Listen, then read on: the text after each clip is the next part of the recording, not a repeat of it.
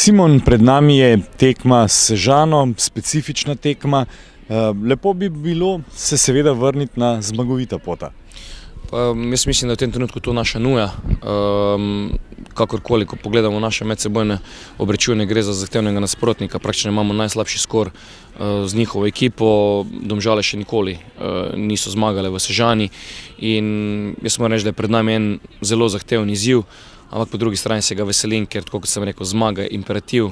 Ves teden poteka v fokusu, naredili bomo neki korekciji in kar se mene tiče, bom rekel, v Sežani pride poštev v tem finišu prvenstva samo zmaga. Pa imaš mogoče kak odgovor na vprašanje, zakaj Domžale nikoli še niso zmagale v Sežani?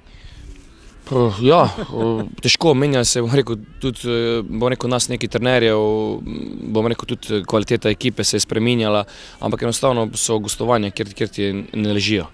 Jaz mislim, da zdaj, bi rekel, skrajni čas, da se ta krivulja obrne, mi bomo s fanti naredili vse in moram reči, da je ta teden izjemen fokus, ena izjemna energija. Tako kot sem rekel, imamo neki težav z odsotnimi, naredili bomo neki korekciji v sami igri, vemo pa, kakšen želimo biti v Sežani in tako kot sem rekel, jaz v tem momentu imam jasno sliko in tudi igralci in bom rekel, en zelo, zelo velik motiv, da nas v Sežani zanimajo 3 točke in sem prepričan, da lahko ta cilj uresničimo. Kakšno je pa zdravstveno stanje v ekipi? Bom rekel, imamo še neki težav, sigurno bojo odsotni.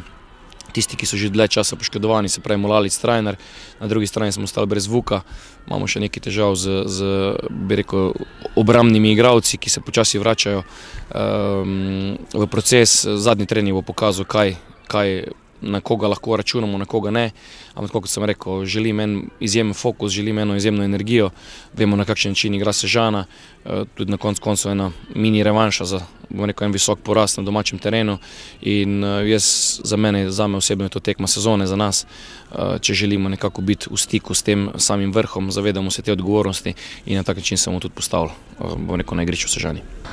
Verjetno so trenutno, vsaj pri tebi, neki dobri občutki v prvi ekipi, 0.